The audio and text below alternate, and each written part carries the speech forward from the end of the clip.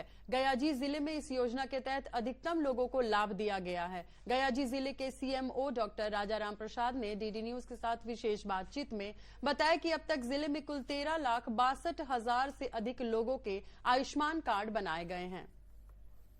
गयाजी में अभी तक 13,62,000 लोगों को मेन कार्ड बटा हुआ है। 2024-25 में उन कार्डधारियों में से 18,734 लोगों को इलाज हुआ। उस पर सरकार का खर्च लगभग 15 करोड़ रुपया खर्च हुआ। इसके अंदर 2024-25 में 6,375 लोगों का इलाज हुआ। एक साल में हम लोगों ने 3 गुना इजाफा किया है इलाज में। सरकार की योजना है गरीब जनता का इलाज में जो भी खर्च उनके तरफ से होता है उसका पूर्ण रूप से खर्च न हो।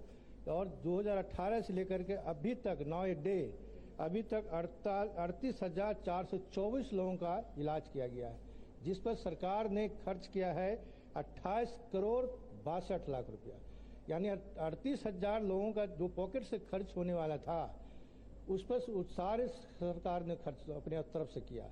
जो घर द्वार बेच करके इलाज असाध्य रोगों का बड़े रोगों का इलाज कराने में विवश हो जाती थी जनता, उसको सरकार ने अपने वहन किया और उसके सारे जिम्मेदारी लेकर के जनता को राहत पहुंचाया, उसको घर द्वार बिकने से बचाया, उसका पूर्ण रूप से इलाज कराया। कितने अस्पतालों को सूचीबद्ध किया गया है?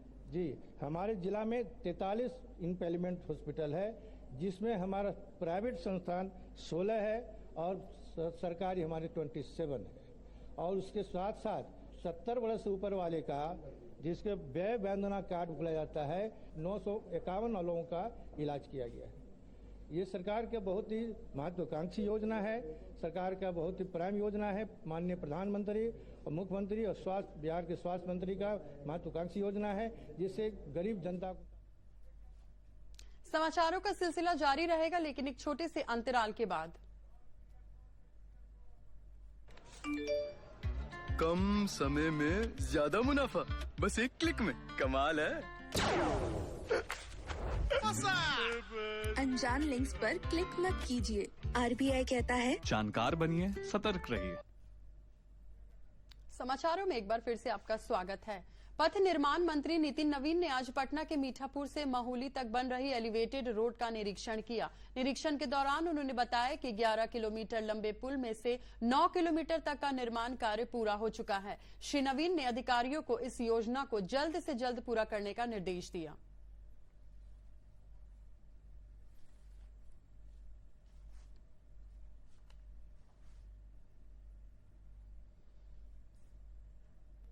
बेगूसराय जिले की प्रसिद्ध कांवड़ झील अब एक नई दिशा में आगे बढ़ रही है। इस झील में मखाने की खेती शुरू की गई है, जिससे स्थानीय किसानों को काफी लाभ मिल रहा है। एक रिपोर्ट। खेती की जा रही है। कृषि विशेषज्ञों और स्थानीय किसानों का मानना है कि कांवड़ झील की जलवायु, मिट्टी और जल प्रणाली मखाना उत्पादन के लिए उपयुक्त है। यदि यह प्रयास सफल रहा है तो यह क्षेत्र आने वाले समय में मखाना उत्पादन का एक प्रमुख केंद्र बन सकता है। 1 बीघा भूमि में औसतन 5 से 6 क्विंटल मखाने की उपज ली जा सकती है। मखाना किसान अजय कुमार सिंह का कहना है कि पहले कटिहार जिला में मखाना का खेती करते थे, लेकिन अब बेगूसराय कांवड़ क्षेत्र में अनुकूल जलवायु और मिट्टी मिलने से यहां आकर खेती करने लगे हैं। बेगूसराय कांवड़ झील में पता चला कि मखाना लायक जमीन है, जलवायु मिलेगा और यहाँ आए। अब की बार 20 बीघा यहाँ किए हैं। हम लोग चाहते हैं कि सरकार हम लोग को हेल्प करे, लाइन में पानी का व्यवस्था, लाइन का, बिजली का और कुछ व्यवस्था हेल्प होना चाहिए सरकार के तरफ से।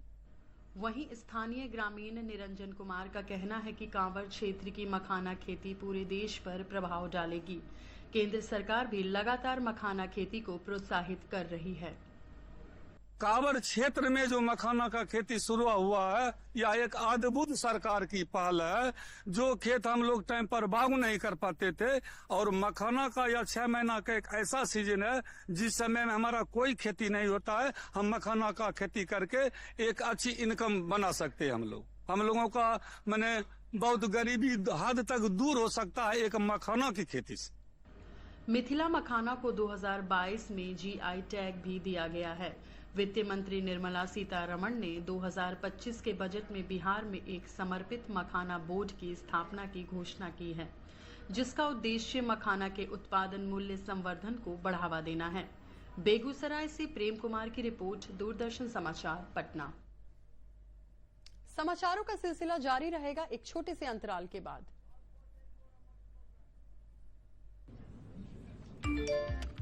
Work from home, high salary, बस एक क्लिक में। अरे वाह! अनजान लिंक्स पर क्लिक मत कीजिए। आरबीआई कहता है, जानकार बनिए, सतर्क रहिए। समाचारों में एक बार फिर से आपका स्वागत है। राजधानी पटना समेत पूरे प्रदेश में ईद उल अजहा का त्योहार मनाया जा रहा है। पटना के गांधी मैदान में मुस्लिम भाइयों ने ईद उल अजहा की नमाज अदा की, साथ ही एक दूसरे से गले लगकर मुबारकबाद दी। राज्यपाल आरिफ मोहम्मद खान और मुख्यमंत्री नीतीश कुमार ने प्रदेशवासियों को बकरीद की मुबारकबाद दी। राज्यपाल ने कहा कि यह पर्व अनुपम त्याग और बलिदान का प्रतीक है। वहीं मुख्यमंत्री ने कहा कि खुदा के हुक्म पर बड़ी से बड़ी कुर्बानी के लिए तैयार रहना इस त्योहार का आदर्श है। वहीं पटना सिटी के गुलजार बाग स्थित ईदगाह में बड़ी संख्या में लोगों ने नमाज अदा की। इस मौके पर मौलाना शमीम अहमद ने लोगों से शांति और सद्भाव से रहने की अपील की।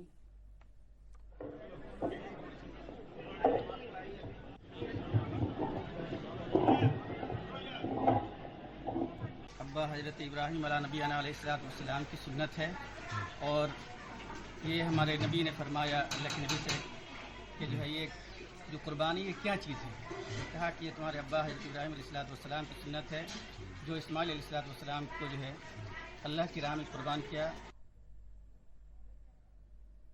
बढ़ते हैं अगली खबर की ओर। बिहार के पूर्णिया सहित सीमांचल के कई जिलों में वृहत स्तर पर मक्के की खेती होती है। पूर्णिया स्थित गुलाबबाग मंडी से राष्ट्रीय और अंतर्राष्ट्रीय स्तर के व्यापारी स्थानीय किसानों के मक्का को अच्छी कीमत देकर खरीद रहे हैं। एक रिपोर्ट। मक्के का खाद्य पदार्थों के अलावा अन्य कई चीजों में उपयोग किया जा रहा है, जिससे इसकी मांग लगातार बढ़ती जा रही है। प्रदेश के सीमांचल के किसानों को पहले अपने उत्पाद की अच्छी कीमत नहीं मिल पाती थी, लेकिन पूर्णिया के गुलाब बाग स्थित अनाज मंडी में अब किसानों को मक्के की अच्छी कीमत मिल रही है।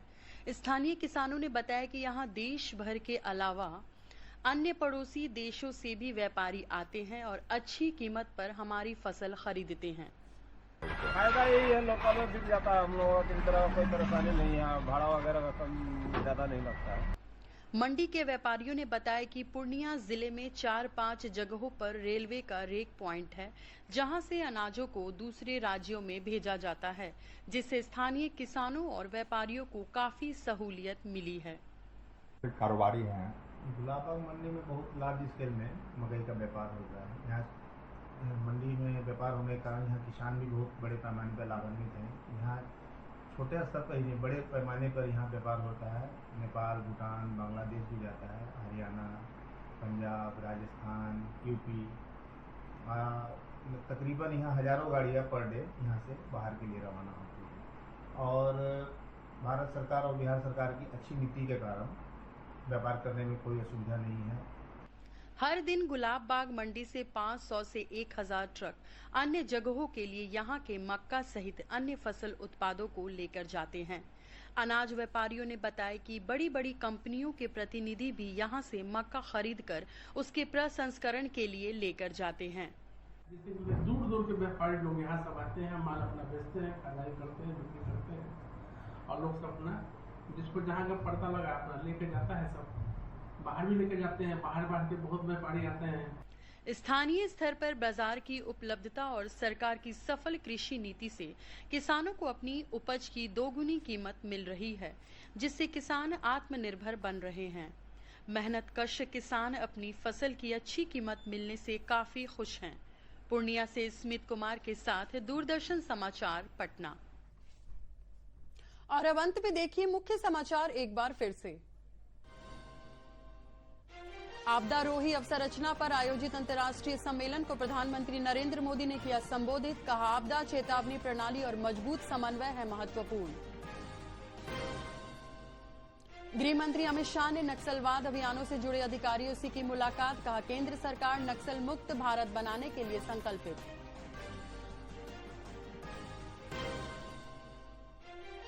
आयुष्मान भारत प्रधानमंत्री जन आरोग्य योजना के तहत गयाजी जिले में अधिकतम लोगों को मिल रहा है लाभ।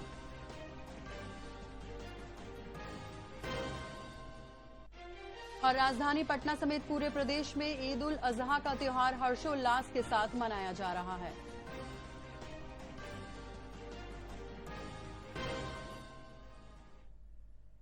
इसके साथ ही प्रादेशिक समाचारों का यह बुलेटिन समाप्त हुआ। भारतीय सेना के शौर्य और पराक्रम का लोहा पूरी दुनिया मान रही है। जाते जाते आपको छोड़े जाते हैं कुछ अच्छे दृश्यों के साथ। नमस्कार।